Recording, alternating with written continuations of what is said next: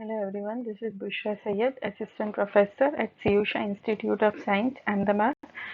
Today we are going to study about the general characters and the animals belonging to phylum Cnidaria or Coelenterata. This topic is a part of semester 3, paper 201, unit 1 of Gujarat University syllabus. First of all, you should know the classification of Coelenterata. So Coelenterata is divided into total three classes. The first one is Hydrozoa, second is Scyphozoa, and the third one is Anthozoa. Hydrozoa consists of examples such as Hydra, Obelia, Scyphozoa, that is Aurelia, Rhizostoma, Anthozoa, Metridium. Metridium is your sea anemone, and Adamsia. So these are the examples of different classes belonging to Coelenterata. We will see the general characteristic of Coelenterata followed by the characteristic of the particular class, ending upon the characteristic of the animals which belongs to this phylum and are to be studied in our syllabus. So first one comes the saline features of Cnidaria. In that, the first one is that most of them are marine and a few like Hydra lives in fresh water. So here in the diagram you can see various organisms which belongs to phylum Cnidaria, the jellyfish, corals, sea anemone. These are the different animals which belongs to phylum Cnidaria. So these organisms are strictly aquatic. They live inside water only, and they are mostly marine except some of them such as Hydra, which is a freshwater organism. Many of them are colonial, some of them are solitary. Colonial forms are corals. We have already studied about corals in the coral reef in our unit 2b. Some organisms belonging to this phylum are solitary, example sea anemone. They are diploblastic, it means that they have two germinal layers, the ectoderm and the endoderm. Mesoderm is absent in this organism. And they have tissue grade of organization. In the previous lecture, we have seen Porifera. Porifera having, they had cellular level of organization where each and every cell perform the functions. They do not have any coordination, but here there are tissue formation because these are a bit more developed as compared to the poriferans. That is why the tissue grade organization has been followed up here, where there will be different tissues in the body performing different physiological functions. The body is radially symmetrical. We know what is radially symmetric. Sea animals show biradial symmetry. Okay. These organisms have two different life forms.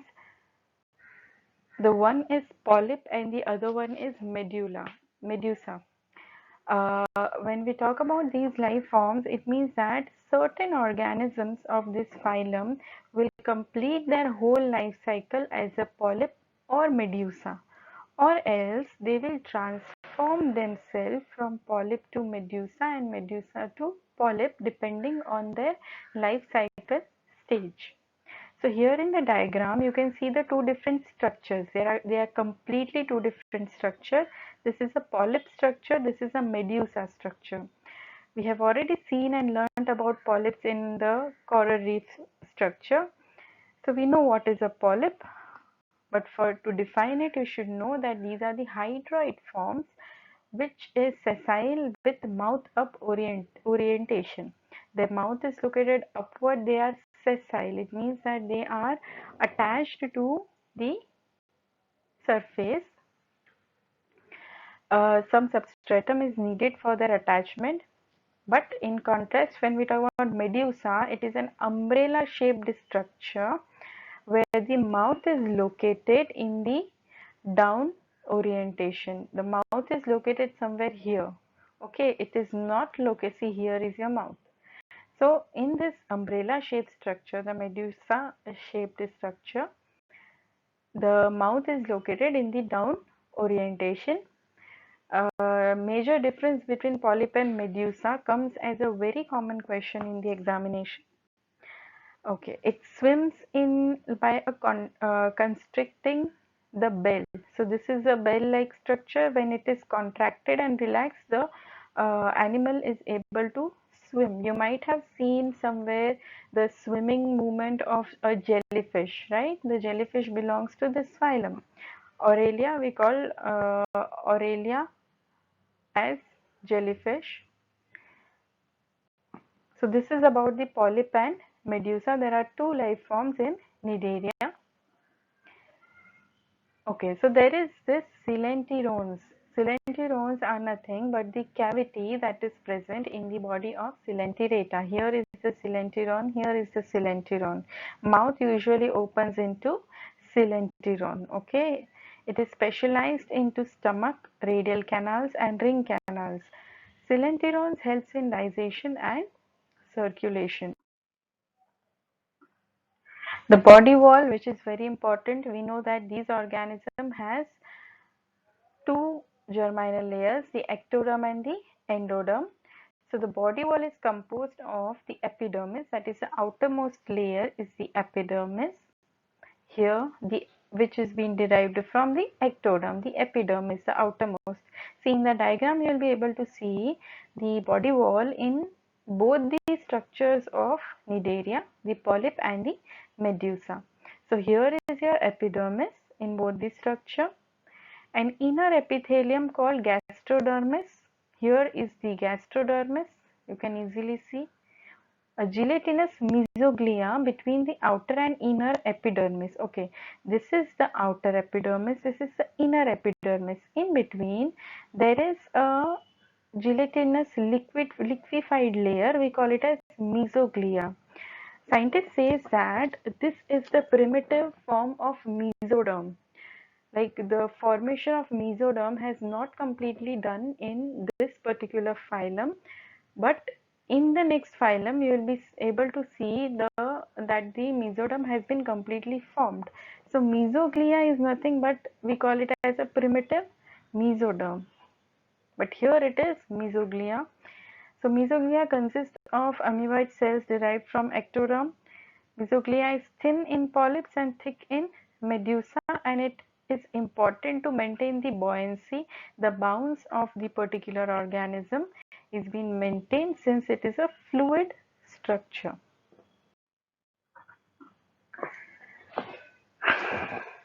The blind sac, the cavity, central cavity, we have already seen that it is known as coelenterones and it is also known as gastrovascular cavity.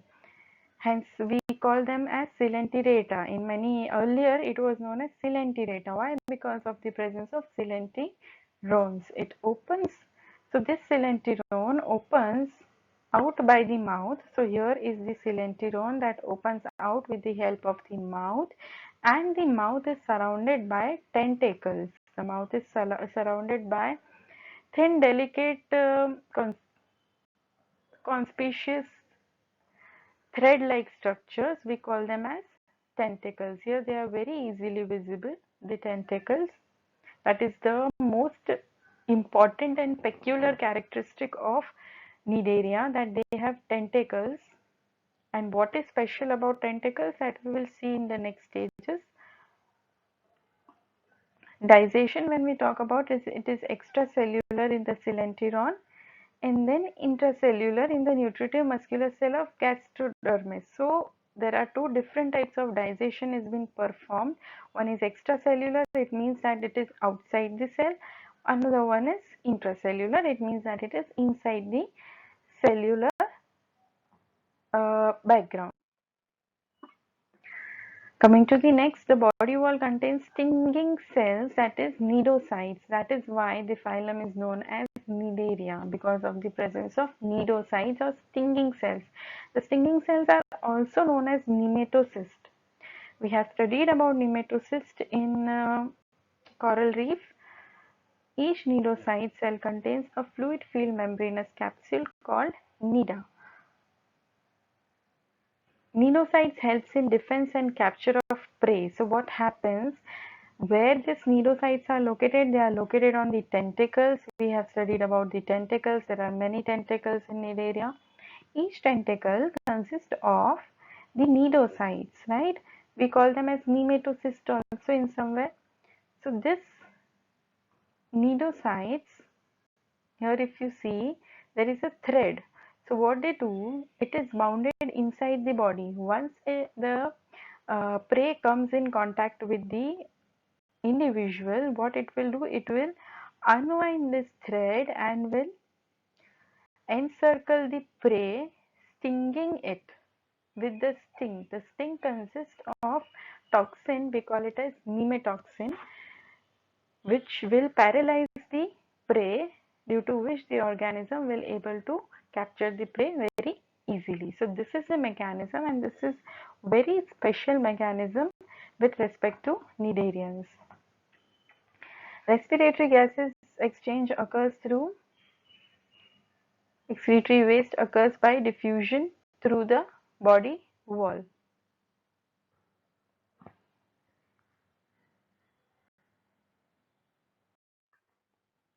So both respiration and excretion occurs through the body wall.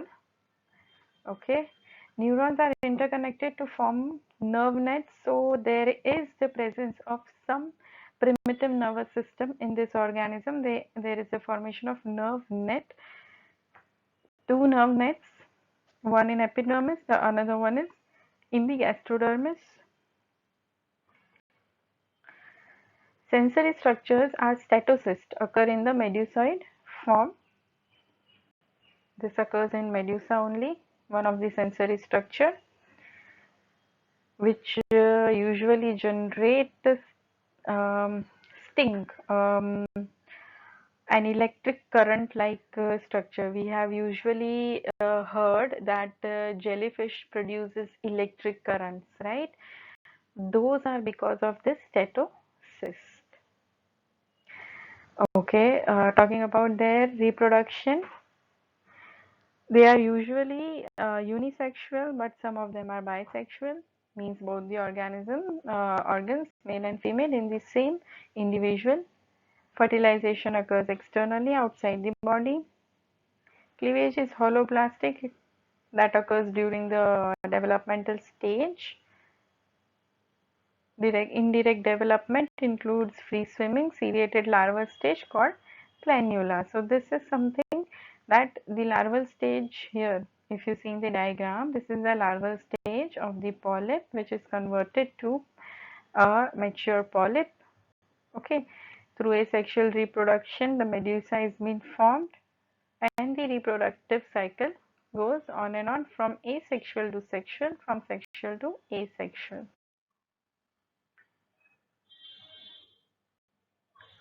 Here, the alternation of asexually reproducing polyp form and sexually reproducing medusa form is known as metagenesis, that we have seen in the last diagram. That process is known as metagenesis. Asexual reproduction also occurs in this organism through budding, fission, and fragmentation. Cnidarians have a remarkable power of regeneration. So if you cut some part of the body, they have a remarkable power of regeneration. They get regenerated very quickly and through the smallest part of the body also. So these are the saline features of Cnidaria. Next is that we have to see the different classes of Cnidaria, three different classes. Out of the three different classes, we have to see their general characters. The first one is Hydrozoa, second is Scyphozoa, and third is Anthozoa. Hydrozoa, when we talk about, these organisms are marine, few are freshwater, they could be solitary or colonial. Their polyp stage is well developed, medusa is seen very rarely. Gonads are located in the epidermis. Examples are Hydra and Physalia with respect to our syllabus. Scyphozoa, when we talk about, they are strictly marine, no freshwater forms occur. Polyp stage is reduced or it is absent, and medusa stage is well developed. Mesoglea here is well developed, and gonads are located in the endoderm. Example is Aurelia or jellyfish. Anthozoa organisms are marine. They have only polyp stage, no medusa stage. Solitary or colonial and sessile. They are attached to the surface. Examples are sea anemone and coral. They do not move from their location. They just stay at their particular place. So that is why they are sessile. So these are the general characters of different classes of Cnidaria. Now we'll see these organisms one by one. Hydra, when we talk about, the first one is Hydra. Heard many times about this word, but this is actually an animal. The habitat about this organism, that they are solitary, sessile, usually sessile. You will rarely find them swimming. They are freshwater and cosmopolitan. It means that they are found throughout the world. Shape and size, when we talk about, they are polyp structures, they are tubular, they have cylindrical body, their size never exceeds 1 centimeter. Color is that they are colorless, some of them are pink or white. Pedal disc is one of the structure of Hydra, where it is located at the proximal end, through which the Hydra is able to attach at the surface. So it provides the attachment to the substratum. This pedal disc consists of gas bubble which helps the organism for floating. So here is the organism Hydra. Tiny organism. This is a microscopic image because it never exceeds 1 centimeter. These are the tentacles. This is the main body. Here is the pedal disc. This is the mouth. Mouth is also known as hypostome, that we will see. See the anterior end or the distal end. Distal conical elevation, we call it as hypostome. Circular in between the hypostome, at the center of the hypostome lies the mouth, and surrounding the mouth are 6 to 10 tubular contractile processes, we call them as tentacles, which helps the organism for locomotion and feeding. Buds, lateral buds develop in some stage which give rise to new individual. That is one of the type of asexual reproduction. Locomotion occurs through looping, gliding, walking, climbing. So these are the different movements through which they locomote. So here is the organism. The tentacles, the hypostomes, in the center there is the mouth. The body wall structure, ectoderm, mesoglea, endoderm, the gastrovascular cavity or coelenterone. Bud is very easily visible here. The ovary, the pedal disc or the basal disc, and the peduncle through which it is been attached. Reproduction in Hydra. In asexual, it occurs through budding, that we have seen. Sexual, it occurs through the formation of gametes. These organisms, some of them are hermaphrodite. It means that both male and female gametes are located in the same organism. They are hermaphrodite, or some of them are unisexual. It means that male and female individuals are different. Fertilization occurs as cross fertilization.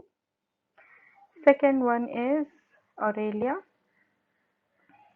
Aurelia, when we talk about the habitat, they are strictly marine, cosmopolitan, found in warm temperate seas. The shape and size is that they are medusa, so they will be umbrella shaped, and they have a circular body from the upper region. Color, they are transparent bluish white. Gonads are reddish or pink, which are very easily visible from the surface of the organism. Manubrium. Manubrium is what? It is the central region of umbrella from which hangs the manubrium. Now this manubrium, you might have seen a jellyfish. From the circular region, some structures hangs down from the circular region. We call it as manubrium. It consists of a square mouth at the free distal end, and surrounding the mouth there are four oral arms. This oral arms consist of nematocyst. We have the oral arm. We can relate the oral arm with the tentacles which possess the nematocyst, which will help in food capture by paralyzing the prey. So this is your jellyfish. Here, if you see, are the tentacles, the umbrella shaped. This is the manubrium. In the center will be the mouth. From the mouth hangs down the oral arms having the nematocyst, which gives the shock type of feeling when it comes in contact with the prey or while protecting it from any kind of danger. Lappets and tentaculocytes. So this is also the part of manubrium. In each notch, leaf-like processes are there. We call them as lappets. Between the lappets are tentaculocytes. Marginal tentacles are also located. So from the free umbrella hangs the marginal tentacles. In the previous diagram, the red ones which were there are the marginal tentacles. Those tentacles have the batteries for nematocyst. So here if you see, this is the diagram of a jellyfish or Aurelia. See, these are the gonads which are easily visible. Velarium is the boundary line. These are the marginal lappets. The marginal tentacles are here. These are the four oral arms. In the center will be the mouth. So this is the external morphology of a jellyfish. Locomotion in jellyfish occurs through swimming through highly developed musculature. Reproduction is mostly sexual and the organism are dioecious. It means that both male and female individuals will be different. Coming to the third organism of our syllabus is Metridium. We call it as sea anemone. The habitat of sea anemone is that they are solitary, they are marine, they are carnivorous. The shape and size, they are cylindrical, radially symmetrical. Some of them are biradially symmetrical, 5 to 7 centimeter in length, brown to yellow in color. Oral disc. Oral disc is the oral region of the organism. It is convex and in the center of the oral disc is the mouth surrounded by tentacle, and pedal disc is the lower region of the organism from which the organism will get attached to the surface. Since it belongs to phylum class Anthozoa, it means that if it is belonging to phylum Anthozoa, that these organisms do not locomote, they do not perform locomotion very frequently, so they remain attached to the surface and their attachment occurs through pedal disc. So here is the pedal disc through which it is attached. These are the tentacles. The oral disc is the upper region which has the tentacles, and in the center will be the mouth. Here you can easily see the mouth, right? This is the oral disc. This is the mouth. These are the tentacles. This is the body. This particular region having this gastro vascular cavity or the coelenteron, we call it as column. See, column is the middle part of the body. Locomotion occurs very rarely through slow creeping movements. Reproduction asexual occurs through fragmentation. Sexual occurs as the organism are dioecious. It will occur through the presence of gonads. Diagram. This is the mouth, the oral disc, the oral tentacle, column. Coming to the next organism, that is Physalia. Very interesting organism. We call it as Portuguese man of war. Since it looks like an old warship of Portuguese, we call it as Portuguese man of war. This, it always floats above the surface of water and the remaining part remains under the water. Okay, it is a beautiful organism.